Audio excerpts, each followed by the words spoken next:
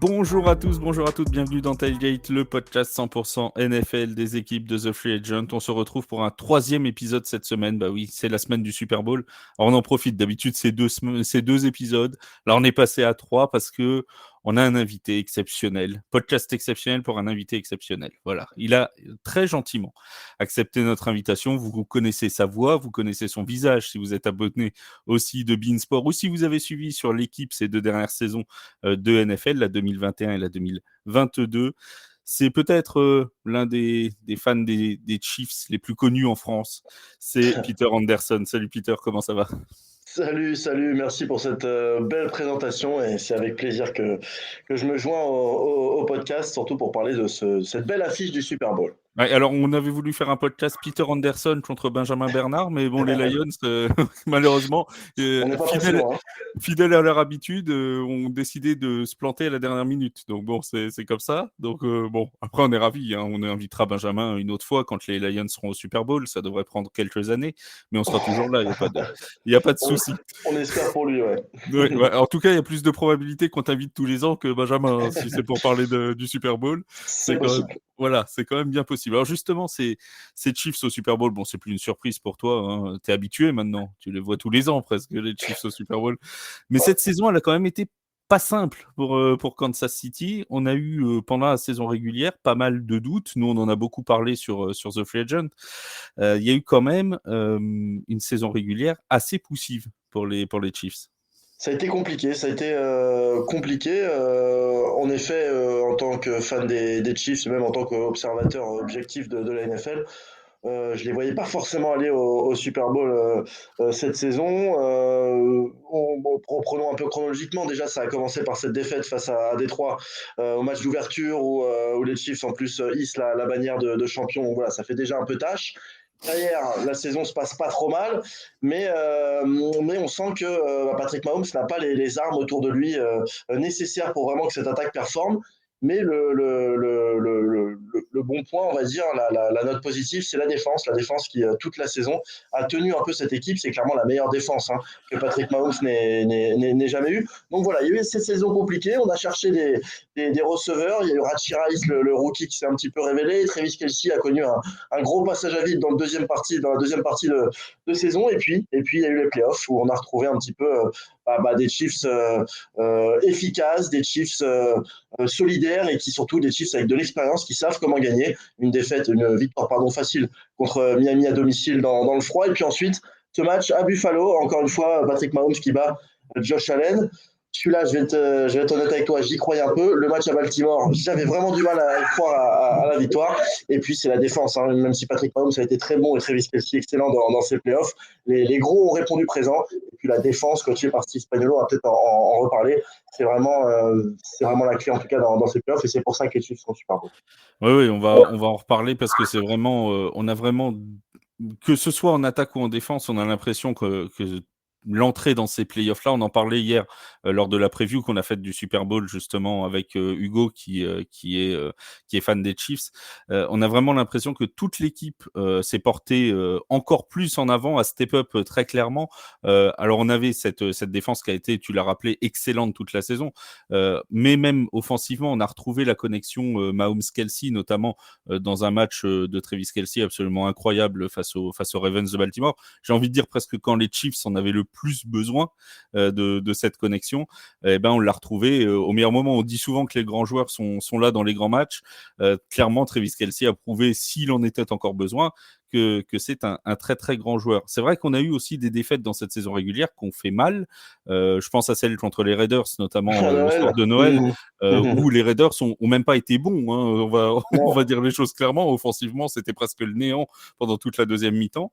Et pourtant, il y a eu ce genre de défaite incompréhensible où on s'est dit, mais jamais les Chiefs vont y arriver, quoi.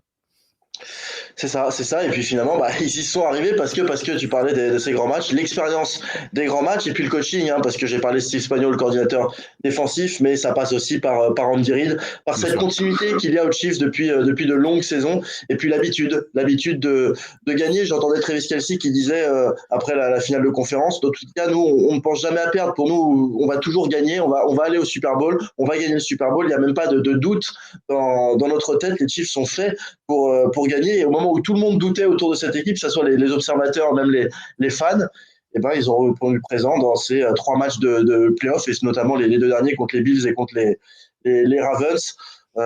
Voilà, c'est le cœur du champion, l'expérience du champion et une équipe qui sait comment gagner. Voilà, on va espérer pour eux que ça aille encore plus loin pour une victoire éventuellement face aux 49ers. Justement, pour ce Super Bowl, on a parlé de l'attaque, on a parlé de la défense.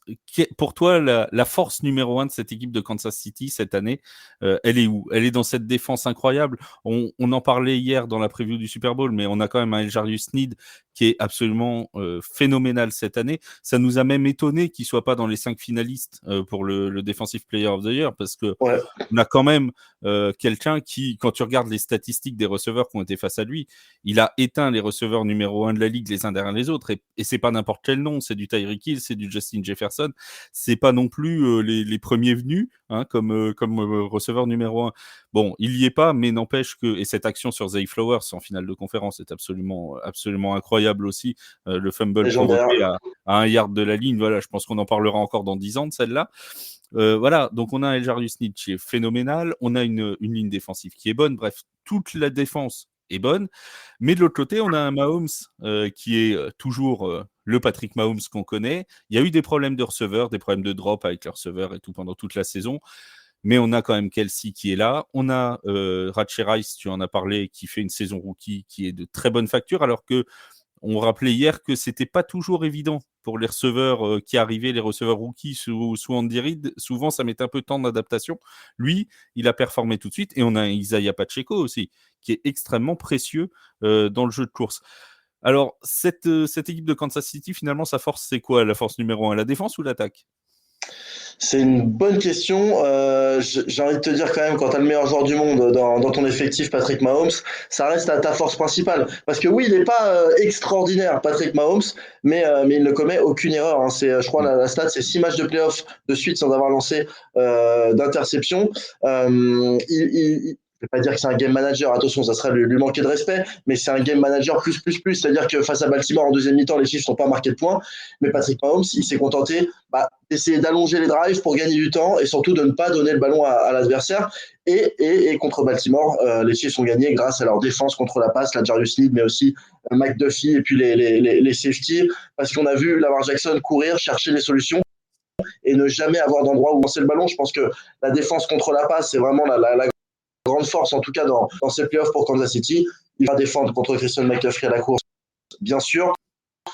Mais si je devais te répondre entre l'attaque et la défense, je vais quand même dire que Patrick Mahomes, s'il y a un dernier drive qui reste 2 minutes et que les Chiefs sont menés de 3 points, 4 points, 5 points, c'est quand même Patrick Mahomes. Il y aura toujours de l'espoir. Ouais, il y aura toujours de l'espoir pour Kansas City, même s'il y a quelques points de retard à quelques secondes de la fin.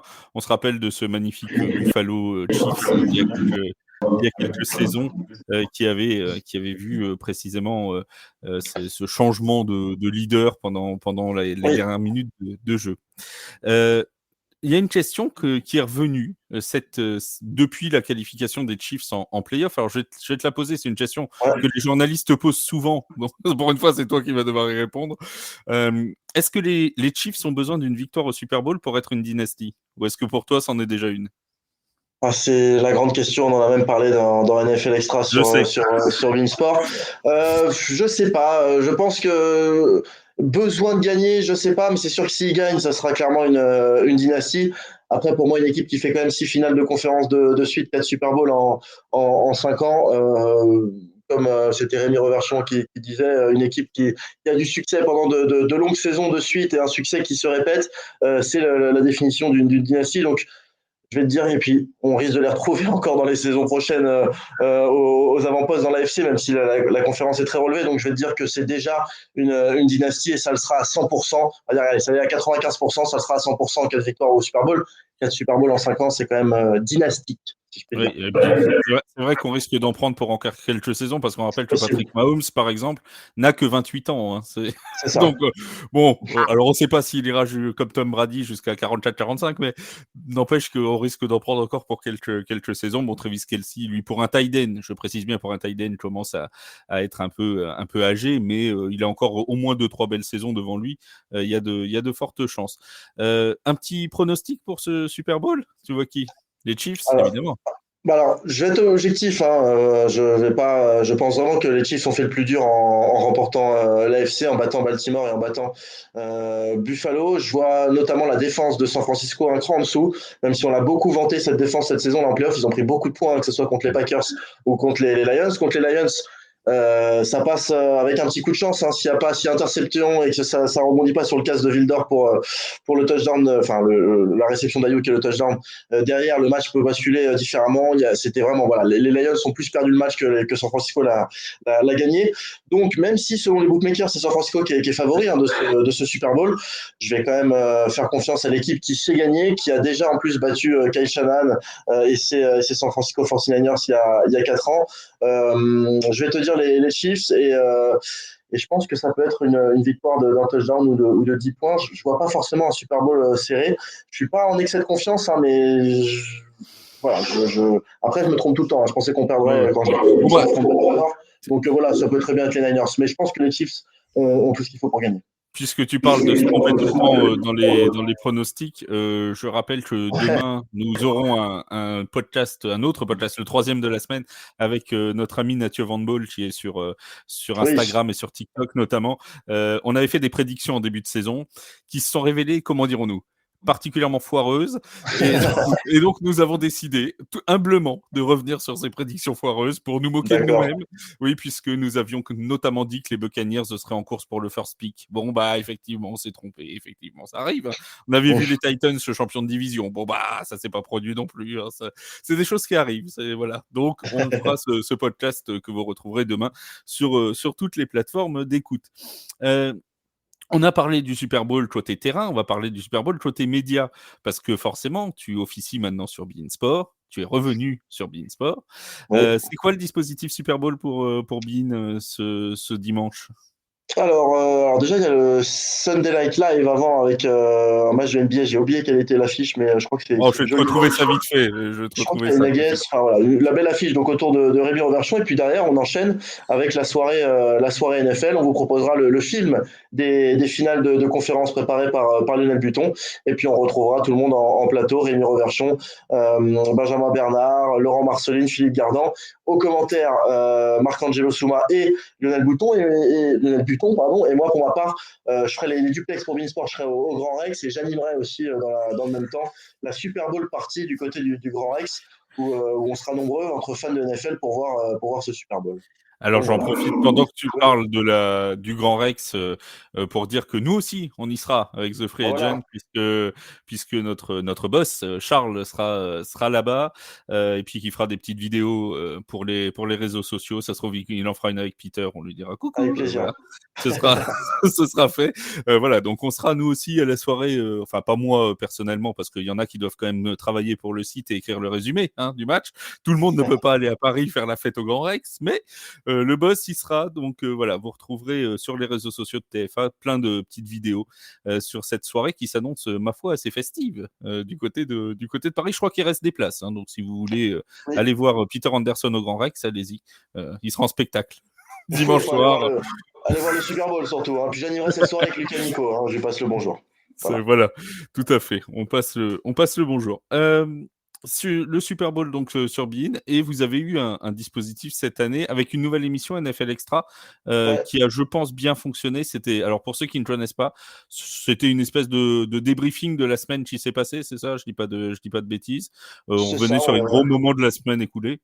Voilà, on a repris un peu le format de NBA Extra, on l'a transposé à la NFL, 45 minutes où tous les mardis soirs, on reprend et on résume tout ce qui s'est passé lors du week-end, lors de la semaine de saison régulière, avec 4 matchs qu'on sort avec des longs résumés, avec les autres matchs avec des petits résumés. Vous verrez dans tous les cas toutes les images de tous les matchs et puis un top 10 à la fin, MVP. C'est vraiment du NBA Extra façon NFL. On est très très fiers d'avoir lancé ça avec Rémi Reverchon, avec Benjamin, avec Lionel et puis avec Laurent et Marco.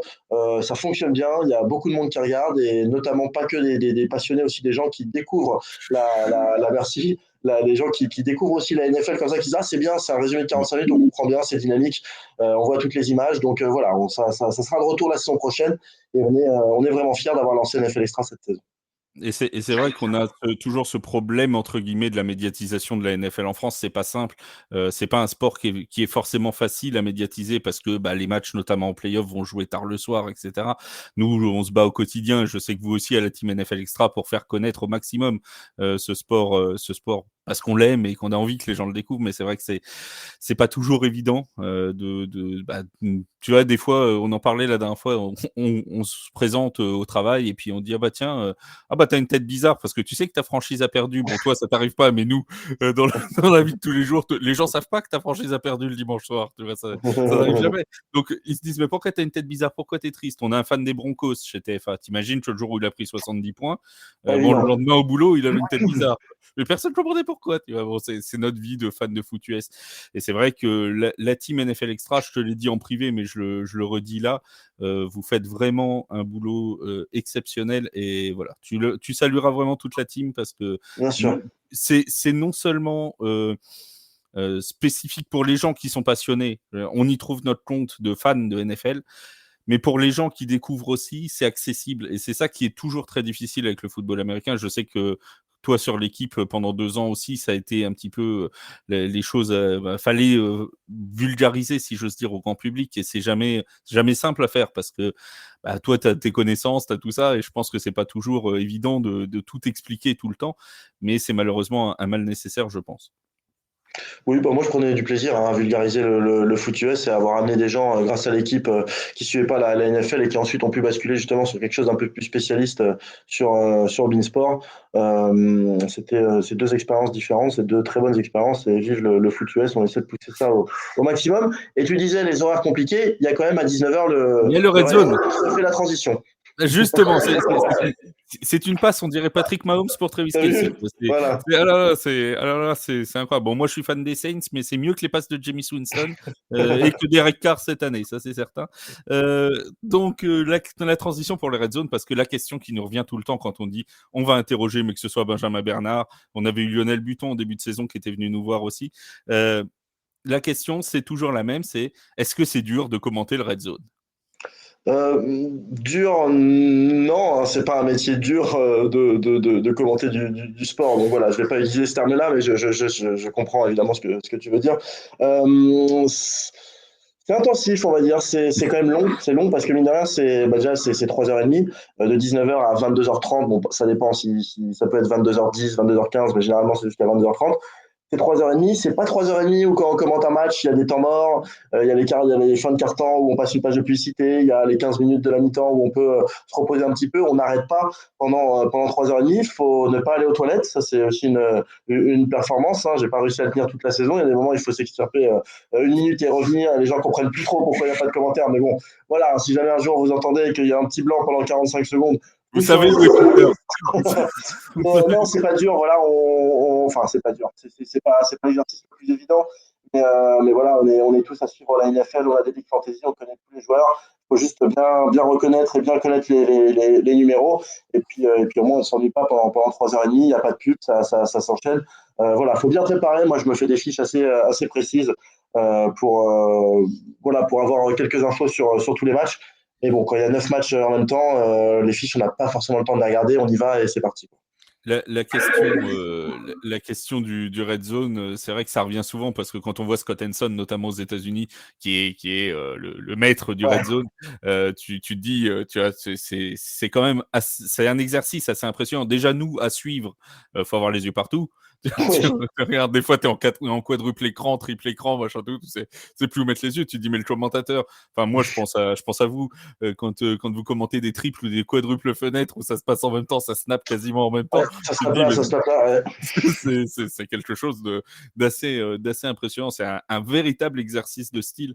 Je pense, tiens, en parlant de NFL, une question qui était pas prévue, mais qui nous est revenue aussi. Est-ce qu'il y a une équipe qui t'a surpris cette année, toi? Si tu devais Les avoir une Texans, équipe surprise, les Texans? ouais, Houston, c'est pas très original comme choix, mais je pense Oh que bah, ça aurait voilà, pu être les Lions, hein. ça aurait pu, oui, mais les Lions sont sentais qu'il y avait quand même depuis quelques saisons du mieux. Je vais te dire les Texans parce que Jimmy Corrias, nouveau coach, nouveau quarterback, CJ Stroud, et ils font une saison incroyable avec des rookies, la Tanguel aussi, le receveur. Ils vont en playoff, ils étaient pas loin, non, ils étaient pas loin de battre Baltimore, mais voilà, ils ont fait de jolis playoffs malgré tout avec une victoire contre Cleveland. Mais je dirais aussi les Cardinals, même si voilà, je parle vraiment de la deuxième partie de saison, mais la fin de saison des Cardinals avec Jonathan Gannon, le nouvel head coach, avec un Kyler Murray qui revient, je pense que ça peut être intéressant pour la saison prochaine Arizona. C'est une petite surprise, mais voilà, pour pas juste dire les Texans, je vais aussi dire que les Cardinals m'ont agréablement surpris en fin de saison. On a eu d'ailleurs des nouveaux coachs qui ont plutôt bien réussi cette année, que ce soit Ouais, Shane Steichen du côté aux Colts. des Colts, que ce soit Demeco Ryans du côté des Texans, Jonathan Pas Frank Gannon. Reich avec les Panthers, par contre. Hein. Oui, voilà. Mais c'était moins un nouveau head coach, tu vois. Lui, il avait déjà eu Je sais, je sais, des je sais. expériences. Mais c'est vrai que Frank Reich, ça n'a pas forcément non, été fou. Faut reconnaître. La saison des Panthers, pour l'avoir plutôt bien suivi en tant que fan des Saints, n'a pas Oui, été particulièrement fun. Non, toute la NFC Sud n'a pas été particulièrement fun oui, d'ailleurs. c'est pas la folie. C'est pas ce qu'on faisait de plus enthousiasmant. Non, très clairement, on va mieux regarder la FC Nord cette année que la NFC Sud, ça c'est assez sûr. En question est-il comme difficile de commenter, on en a eu une autre, c'est est-ce que c'est difficile de commenter son équipe en playoff? On a vu Benjamin Bernard assez ému à la fin de la victoire des Lions pour la qualification en finale de conf. C'était les Lions face aux Buccaneers, si j'ai pas de bêtises. Oui. Il était à l'antenne et il avait commenté ces Lions avec un professionnalisme d'ailleurs qui l'honore parce que bon, on sait tous qu'il est fan des Lions, c'est un secret pour personne, mais c'est vrai que s'enthousiasmer pour une occasion, pour une action des Buccaneers alors que tu as ton équipe en face, c'est pas forcément toujours évident. Toi, quand tu commentes les Chiefs, notamment en playoff, c'est pas trop difficile?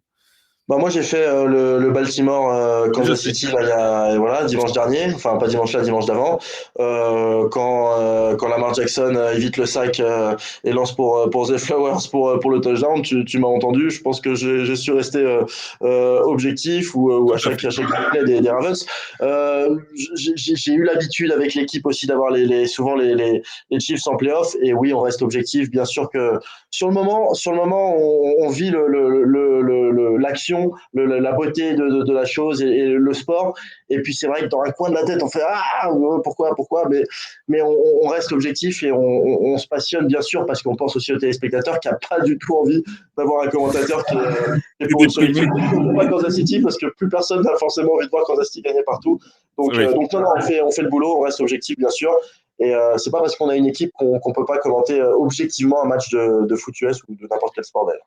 C'est vrai que les Chiefs ont cette tendance ces derniers temps à, à un peu énerver. On a vu beaucoup de gens, d'un peu de haters, se dire oh, les Chiefs sont encore au Super Bowl. Bon, on avait la même chose avec les Patriots il y a quelques C'est années. ça. Je C'est pour pense ça que qu'on peut c'est peut-être les dire que c'est équipes. une dynastie. C'est ça, je pense que c'est les équipes qui gagnent. Alors, est-ce qu'elle est fêter Taylor Swift? Je sais pas, qui joue aussi. Mais en tout cas, il y a vraiment je sais pas, j'ai eu cette sensation que beaucoup plus que les années précédentes, on se dit, oh, les Chiefs sont encore au Super Bowl, ça va être nul et tout. Alors que bon, s'ils sont là, c'est quand même que de base, ils l'ont mérité. Sinon, ils seraient évidemment pas à cette place-là. Mais bon, je sais pas. Non, tu ressens, toi, ce Oui, côté oui, hein. hater de Chiefs? Bien sûr, et je trouve ça complètement normal. Hein. C'est comme quand les Warriors ne faisaient que de gagner en NBA, en tout cas étaient en finale chaque année.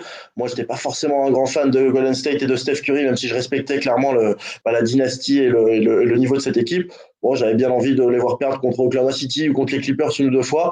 Voilà, ils ont gagné après, c'est comme ça. Donc je pense que je comprends complètement les gens qui ont envie de voir autre chose que Kansas City au Super Bowl. Et puis c'est le double effet, hein, Taylor Swift. Taylor Swift, oui, ça rapporte beaucoup de nouveaux fans, mais ça énerve aussi beaucoup de gens.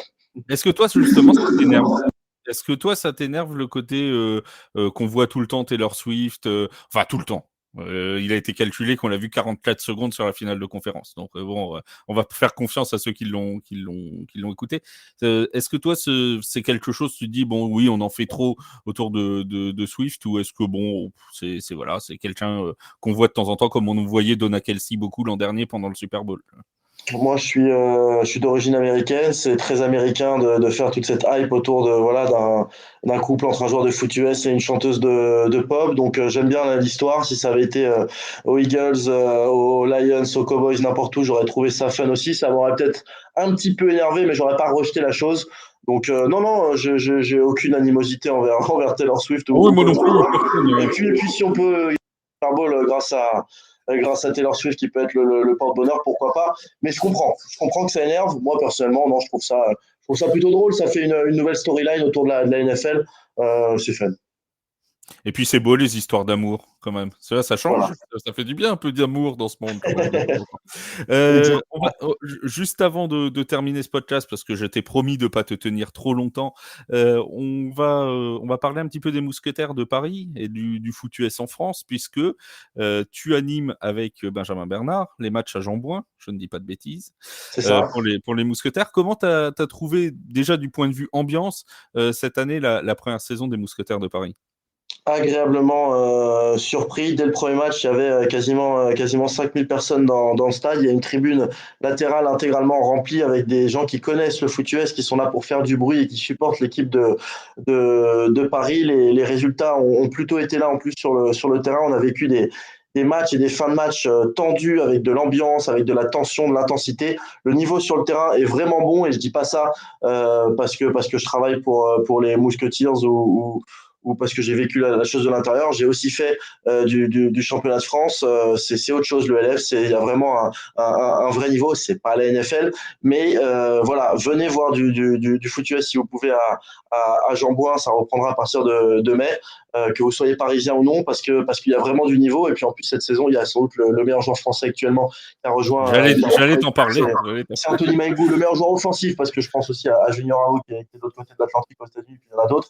Voilà, Anthony Mangou avec les Musketeers à Paris, dans une ambiance avec des gens qui kiffent qui aiment le foot US et qui veulent venir pour faire du bruit. Je peux vous dire que sur les troisièmes tentatives, quand on jouait contre les Espagnols, les Allemands ou d'autres nationalités, ça faisait beaucoup, beaucoup de bruit. Et il y a une petite fierté, pas forcément que parisienne, c'est vraiment l'équipe qui représente la France pour le foot US. Donc, vive les Musketeers et on vise le titre cette saison.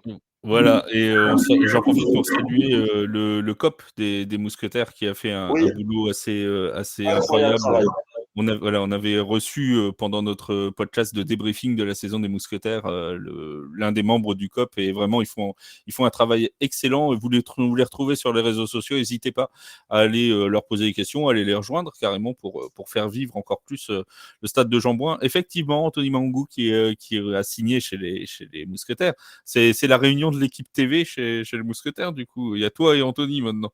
C'est ça, c'est ça. La première paire de la chaîne L'équipe qui est de nouveau réunis. Bon, dans des circonstances différentes, bien sûr, mais déjà quand ils étaient venus jouer avec Laurent Fire, j'avais eu la chance de l'interviewer en fin de match sur le terrain. C'était déjà particulier, donc on est très très heureux d'avoir Anthony avec nous. Et Anthony, il arrive avec de vraies ambitions, hein. Lui, il a déjà gagné 2 fois le titre LF. Il n'est pas là pour enfiler des perles, comme on dit. Ça doit être l'un des joueurs les plus coûtés de LF d'ailleurs, si je dis pas de bêtises, faudrait regarder, mais en 4 ans, Impossible. ça doit être l'un des joueurs qui a gagné le plus souvent le titre de LF. On a aussi des gros renforts défensifs du côté de Paris. Vraiment, ça annonce une très très belle saison. Le premier match, c'est le 8 juin, parce qu'ils sont en bye week la première semaine, donc je crois que c'est le 8 juin, la première rencontre des Mousquetaires. Donc voilà, ce sera à suivre évidemment à Jean-Bouin, mais nous aussi sur TF1, on sera normalement présent à chaque match à domicile des Mousquetaires pour venir vous raconter un petit peu cette saison 2024 de LF. Voilà, Yes. on avait vu avec Marc-Angelo pour essayer de faire du contenu, et évidemment les résumés de tous les matchs seront là. L'actualité de l'ELF est aussi sur le site et l'application de The Free Agent. Dernière petite question, tu as parlé du foot US en France. Est-ce que tu suis encore la D1 Elite? Je suis d'un œil, là, j'ai vu que ça avait repris, j'ai vu qu'il y avait eu un gros match entre le Flash et les Monash d'Anières. Je garde un œil, bien sûr, sur le foot US français. Alors après, tu sais, hein, à Beansport, je dois déjà suivre la NHL, la MLB, la NBA et la NFL, parce que je commente un peu tout ça et qu'il faut se tenir au courant. Mais oui, le foot US étant mon sport numéro un, je me tiens au courant de ce qui se Ouais. passe en France, bien sûr. Voilà, donc effectivement, il y a eu un gros premier match avec une Hail Mary de Léo Oui, Cremades magnifique. alors que le temps avait expiré et le Flash qui s'en est sorti de manière un peu miraculeuse face à Agnières-sur-Seine. Oui, Merci beaucoup, Peter, pour ta présence. On rappelle donc le avec Super plaisir. Bowl, c'est à partir de quelle heure? 23h15 sur Beansport? Je crois que c'est 23 heures même, hein. Je crois que c'est 23 23h. heures avec. Oui, je crois que c'est sur Bein 3. Et je suis pas très corporate, j'ai un petit peu oublié, mais je suis quasiment sûr que c'est 23 heures. Regardez la grille sur Ou beansport.fr. sinon, venez à 23h, si c'est 23h15, vous regarderez autre chose, vous regarderez ce qu'il y a Voilà, avant. et C'est puis pas avant, grave. il y a du basket. Donc venez avant, je crois que ça Voilà. commence à partir de 20h30 ou de 21h. Et Le basket, la NBA, et puis ensuite la soirée avec le film des conférences. Et puis toute l'équipe autour de Rémi pour le Super Bowl et moi-même qui serai au Grand Rex. voilà, et vous pouvez regarder les images de Beansport pour faire de l'audience à Beansport et en même temps écouter sur la chaîne Twitch les commentaires de TF1 qui vont Voilà, commenter en parfait direct. ça. Ce sera Vince, ce sera Arthur, ce sera Seb qui seront là pour vous faire vivre sur Super Bowl 58 entre les Chiefs et les 49ers en direct de la Legiant Stadium de Las Vegas. Voilà pour le programme. Merci encore Peter de ta présence, c'était un véritable honneur et on se retrouve très vite à tous sur les antennes de TF1. Salut tout le monde. Merci, salut tout le monde.